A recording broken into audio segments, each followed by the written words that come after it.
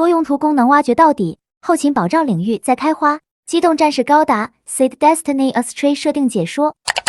机体型号 ZGMF1000 AAL， 强袭登陆型扎古勇士是扎古勇士使用水陆两用附加装备后的作战形态。该附加装备名为乌扎特，其作用是帮助扎夫特非特化的机动战士具备2栖作战能力。可以看到，在机体的后背装备了带有2个大风扇的背包装备，其机动方式与2栖登陆用的气垫艇基本相同。这2个风扇就是气垫艇上的空气螺旋桨，作用就是用来产生向前的推力，使机体前进。而这个推力能让扎古勇士在海面上的速度能达到每小时50节，这个速度与气垫艇处于同一水平。当然也存在差异的地方。首先，这个背包是通过摆动风扇的朝向实现变换方向，而气垫艇则是通过方向舵来实现。另一个不同的地方，气垫艇是通过高压空气往底部充气，以此形成气垫来托起船体，从而实现腾空。而强袭登陆型扎古勇士则没有这样的结构，主要依靠2个肩膀的可动机翼来产生升力，以此来实现扎古勇士在海面上进行高速机动，并且在脚部还增加了带有声纳设备的滑水板部件，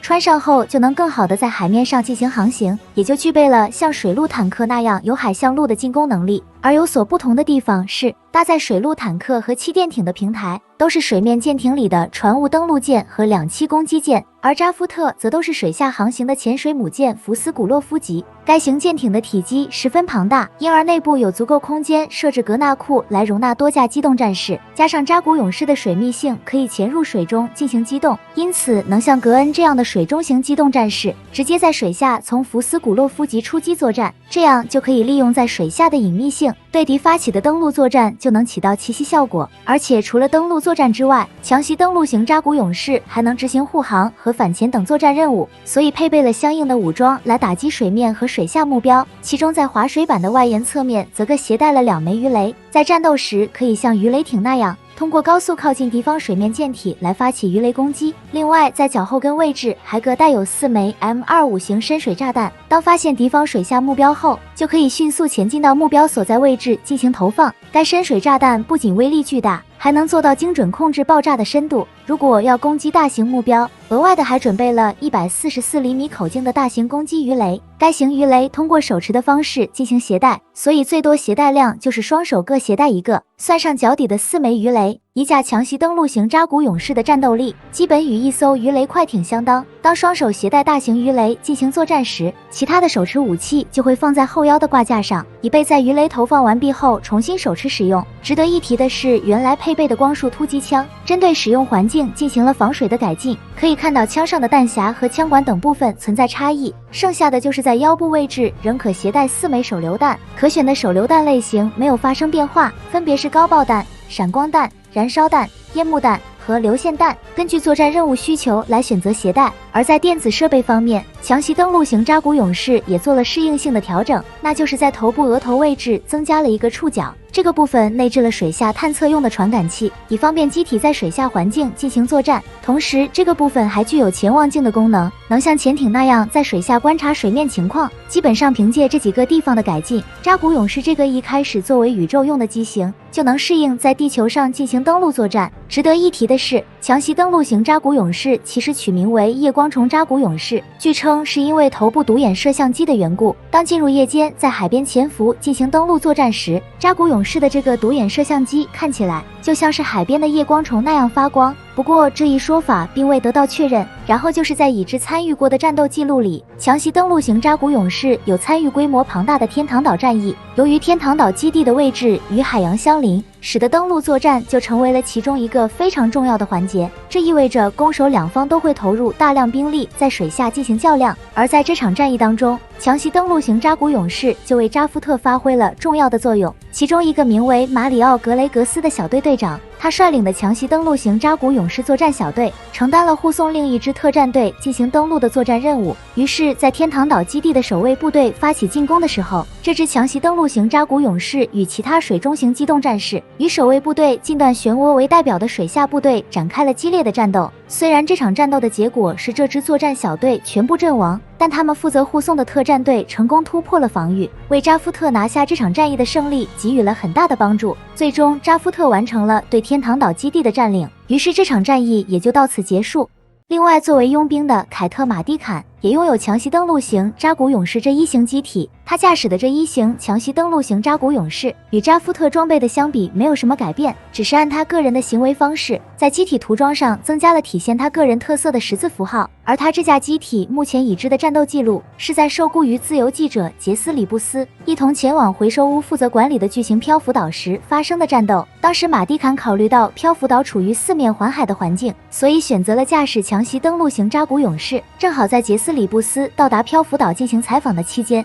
突然来了一伙人要对巨型漂浮岛进行破坏活动，于是马蒂坎便立即出击迎敌，在成功将这伙人击退后，结束了这场战斗。除了用于登陆作战的背包之外，扎夫特还在非作战领域开发了另一款背包装备，而这款背包便是用于救援的医疗型背包装备。从外观上可以看出，使用医疗背包装备的扎古勇士在涂装上使用了代表医疗机构的红白配色，这与原来的军绿色涂装产生了很明显的区别，以此来方便交战双方对其进行识别，避免被认为是军事目标而遭到攻击。而参与战争的各方国家或组织不能主动攻击任何医疗单位，这个约束是早在C1宇宙世纪之前由世界各国共同达成的国际公约所做出的规定，也因此医疗型扎古勇士作为非作战单位，原先的武装就必须移除，不能再次装备。不过医疗型扎古勇士使用武器的功能则没有移除，倘若遇到紧急情况时仍可临时装备使用。而除了涂装颜色有所不同之外，机体的肩甲位置还新安装了警示灯，其作用与救护车顶部的警示灯一样，方便引起周围注意进行规避让道。然后就是背部的医疗背包装备，该型背包的体积十分庞大，所携带的3组医疗方舱模块可以建立起基本保障的小型野战医院。如果需要建立完整的大型野战医院，可以由多架扎古勇士携带不同功能的医疗方舱模块即可。为了保障这些医疗方舱能够稳定运作，原先机体腰部位置携带的手榴弹换成了2块能量包，单独供应医疗方舱模块的运作。如果自身携带的能量耗尽，可以改接其他电源来维持运作。另一方面，为了方便快速完成医疗方舱的部署和搭建，医疗型背包还带有起重机设备，这样就可以不需要其他装备的辅助，自己就能单独完成野战医院的布置和回收，并且医疗方舱模块两侧带有把手，这样扎古勇士通过手臂就能完成搬运和迁移的需要。当需要进行撤离转移时，医疗背包装备还要包裹着一层耐热防弹的材料，以此避免外部风险导致医疗设备损坏。到这里可以看出，由医疗功能、病房、技术保障组成的医疗体系，在医疗型扎古勇士上得到了高度集中，能够很好的适应当前战争环境进行医疗活动。特别是在发生尤尼乌斯7残骸坠入地球引发灾难的时候，这些医疗型扎古勇士作为扎夫特救援体系的一环，纷纷出动参与到了这场灾难的救援行动当中。大量物资搭乘各种运输工具，被送到了殖民星残骸波及的各个地方。而且除了食物和医疗等这些救援之外， Land 还提供了反中子干扰设备的技术支援，以便应对此次灾难中遭到破坏的核电站产生的核泄漏引发的次生灾害风险。而值得一提的是，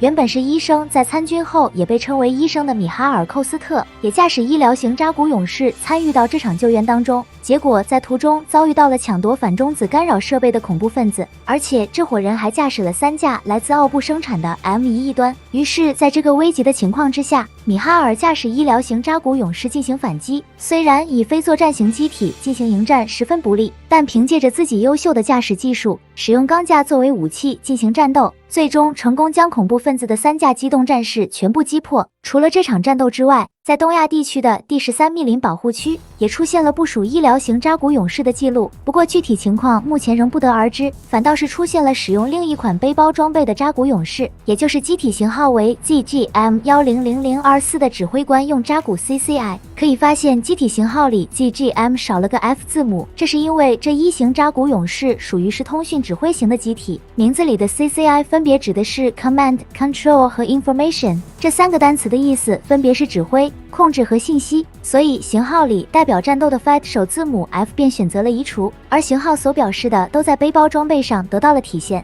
可以很清楚看到背包上各种类型的天线和电子设备，这些电子设备的功率要比扎古勇士本身的要强出不少。由此可见，扎夫特对这款机型相当重视，毕竟自从扎夫特大量投放了中子干扰器以来，使得无论在哪里进行战斗，通讯不畅导致指挥链路不顺，一直困扰着参战的每一方势力，所以扎夫夫特和地球联合军都加大投入，研发用于保障指挥和通信顺畅的辅助机型。因此，指挥官用扎古 CCI 能在有中子干扰器影响的电磁环境下，通过数据链与其他作战单位保持十分稳定的联系。而且为了进一步加强电子战性能，机体本身内部的各种子系统都进行了大幅度调整。可以说，跟原来的扎古勇士相比，内部构造完完全全变成了另一个机体。即便没有背后的背包装备，电子性能也比原来的要强出不少。像间接驱动系统在更新了之后，机体的通讯能力就得到了大大加强，还新增了精密计时仪与激光回转惯性诱导装置，从而提升了对目标坐标探测的精度。不过，众多的电子设备数量也带来了问题，在运作时所消耗的电量，若使用机体本身提供的电能，将会有比较大的压力。所以在设计时就将电子设备与机体分开，这样就可以单独外接其他电源进行运作。像耗能比较高的量子通讯系统，也能装备在常规动力的机动战士上应用，然后还专门配备了一把手持装备。虽然看起来像是一把枪械拿来攻击，但其实是高性能的复合天线，而这个复合天线能够覆盖多种波长和频率，所使用的技术就来自于海市蜃楼系统，这就使得这个装备造价变得极其高昂，足够与一架扎古勇士相当。可以说，这个改进后的机体全身上下都是昂贵的设备，然而自身没有什么武装来保护这些设备，仅有腰部位置带的4颗手榴弹能发挥一些作用。所以通常情况下，指挥官用扎古不会贸然单独行动，每次行动都至少伴随2架机动战士提供护卫。但是护卫的机动战士一旦被击破，只剩下指挥官用扎古时，还是会凶多吉少。就在一次回收反中子干扰设备的行动中，有一支由指挥官用扎古所率领的作战小队，就是在负责护卫的机动战士先被击破之后惨遭全灭。而除了这场战斗以外，已部署到东亚地区第13密林保护区的指挥官用扎古 CCI 也被卢卡斯·欧唐纳·霍吉斯特·埃文斯2人击毁，而这2人甚至还组成了第4军势力，一组建就在当地掀起了很大的风浪。最后是在从云和率领多方势力的共同打击下，这才将这股第4军势力全部消灭。